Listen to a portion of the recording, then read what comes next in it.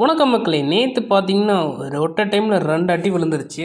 ஒரு அடி பார்த்தீங்கன்னா சிங்கப்பூர் சலூனு, இன்னொரு அடி பார்த்தீங்கன்னா ப்ளூ ஸ்டாரு. அடிங்கிறது கேட்டுட்டு படம்னா மொக்கையா இருக்கா அப்படின்னு கேட்டிங்கன்னா, அந்த அடியில் என் ஃபினான்ஷியல் இஷ்யூக்கான வீட்டில் இந்த அடியை நான் சொன்னேன். சிங்கப்பூர் சலூன் படத்தோட ரிவ்யூ வேணும்னா ஒரு ஷார்ட்ஸ் அப்லோட் பண்ணியிருக்கோம், கண்டிப்பாக அதை செக் பண்ணி பாருங்கள். ஸோ இப்போ நம்ம ப்ளூ ஸ்டார் படத்தோட ரிவ்யூ என்ன அப்படிங்கிறத பார்த்தலாம் வாங்க. ஃபர்ஸ்ட் ஆஃப் ஆல் இந்த படத்துக்கு வந்துட்டு அசோக் சலூன் ஹேட்ரிக் விக்ட்ரி அப்படின்னு சொல்லுவாங்க. அப்படி சொன்னாங்கன்னா அப்படி நம்பி நீங்க சபாநாயகன் படத்தை பார்க்க போனீங்கன்னா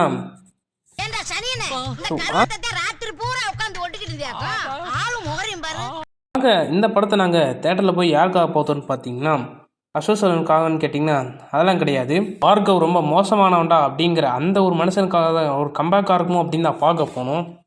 இந்த படத்தோட டைட்டில் லிஸ்ட்லேருந்தே நான் போடுபட ஆரம்பிச்சிட்டேன். Blue star. ப்ளூ ஸ்டார்னா என்ன?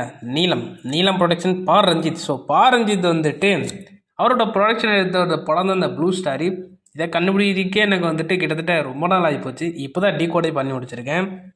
ஸோ ரஞ்சித் சாரோட ப்ரொடக்ஷன் சொன்னாலே நம்மளுக்கு ஞாபகம் வந்துருச்சு. ஸோ கண்டிப்பாக அது வந்துட்டு 2 குரூப்புக்குள்ள இருக்கிற சண்டை, அதனுடைய வர பிரச்சனை தான் படம் அப்படின்னு நான் எப்போயோ கண்டுபிடிச்சாச்சு. ஸோ இந்த படத்துலேயே ஒன்று பெரிய ட்விஸ்டால் அந்த மாதிரி ஒரு படம் தான் வந்துட்டு இந்த ப்ளூ ஸ்டார்.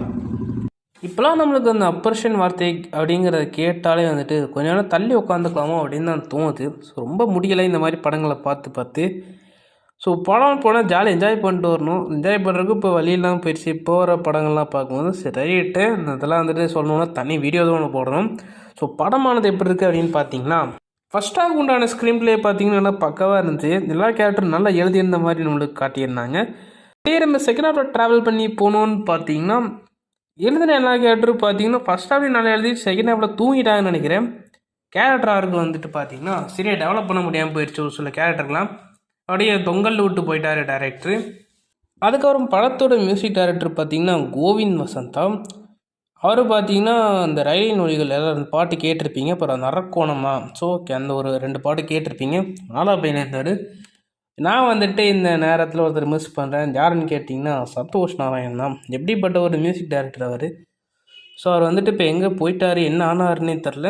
அவரோட கடைசியாக ஜிகர்தன் ரிப்ளெக்ஸ் வந்துச்சு. ஆனால் ஒரு காலத்தில் மனுஷன் லைனாக மியூசிக் போட்டுட்டு இருந்தார். இப்போ எங்கே போனாருன்னு தெரில. ஸோ அவரோட கம்பேக் தான் வெயிட்டிங் நம்ம மறுபடியும்.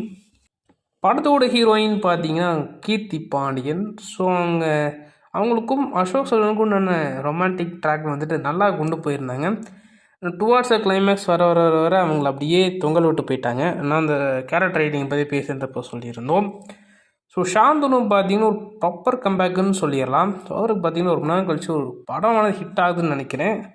அவர் வந்துட்டு ஒரு செகண்ட் ஹீரோவாக பண்ணி ஒரு படம் ஹிட் ஆகுது பார்த்தீங்கன்னா இந்த ப்ளூ ஸ்டார் படம் தான். மாஸ்டர் பார்த்தீங்கன்னா அது வந்துட்டு ஒன் ஆஃப் த கேரக்டர் ஆர்டிஸ்டாக தான் வந்திருப்பார். அதே போல் எந்த படமே அவருக்கு ஓடணும்னு தான் நினைக்கிறேன். ஸோ அவருக்கு எந்த படம் வெற்றி ஆச்சு அப்படிங்கிறது நீங்கள் கமெண்ட்ஸில் சொல்லுங்கள், நான் தெரிஞ்சுக்கிறேன். மற்றபடி பார்த்தீங்கன்னா எப்போவுமே நம்ம ரஞ்சித் சார் வந்துட்டு தமிழ்நாட்டுக்குள்ளே அடிச்சுக்கிட்டு இருப்பார். ஒரு படி மேலே போய் இந்த டேரக்டரை கொடுத்து கிறிஸ்டின்ஸாக இன்டர்நேஷ்னல் அடிச்சிட்டாரு நம்மளால். ஸோ அடுத்து யார் அடிக்க போகிறாருன்னா வெயிட்டிங்கு. உங்களுக்கு என்ன கண்டுபிடிச்சிட்டு யார் அடிக்க போகிறாருன்னு. ஸோ வெயிட் பண்ணி பார்ப்போம் யார் அடிக்க போகிறாருன்னு. ஸோ வெயிட் பண்ணி பார்த்தோம்னா லால் சலாம், லப்பர் பந்துன்னு 2-3 கிரிக்கெட் படங்கள்லாம் வந்து சேரப்போகுது. ஸோ அதெல்லாம் இன்னும் எந்த மாதிரியான ஒரு படமாக இருக்க போகுது அப்படிங்கிறத வெயிட் பண்ணி தான் பார்க்கணும். கண்டிப்பாக ஆப்ரேஷன் படமாக இருந்தால் பார்த்தீங்கன்னா கொஞ்சம் வெற்றியாடுறது கஷ்டம் தான். ஸோ சொல்லியிருக்க கருத்து வந்துட்டு வேலையாக இருந்தால் கண்டிப்பாக மக்கள் ரீச் ஆயிரும். முதல்ல இந்த படத்தை கண்டிப்பாக எல்லோரும் தேட்டர் போய் பாருங்கள் அப்படின்னு எனக்கு சொல்ல தான் ஆசை. ஸோ கண்டிப்பாக வெயிட் பண்ணி பார்க்கறனாலும் பார்க்கலாம். ஸோ எனக்கு ரொம்ப வெட்டியாக இருக்குது, காசு நிறையா இருக்குது அப்படிங்கிறவங்க தேட்டரில் போய் பாருங்கள். ஏன்னா அது கண்டிப்பாக நீங்கள் தேட்டரில் போய் பார்த்து தெரிஞ்சுக்க வேண்டிய விஷயம்னா அப்படிலாம் ஒன்றும் பெருசாலாம் இல்லை. ஸோ கண்டிப்பாக பார்த்தீங்கன்னா போட் சேப் பாருங்கள். ஸோ அவ்வளோதான் மக்கள், இந்த படத்தோட ரிவ்யூ ஆனது. என்ன சொன்னீங்க? என்னடா சொன்னீங்க? உங்க ஒப்பந்தால ஒருத்தன் வச்சிருக்கானா?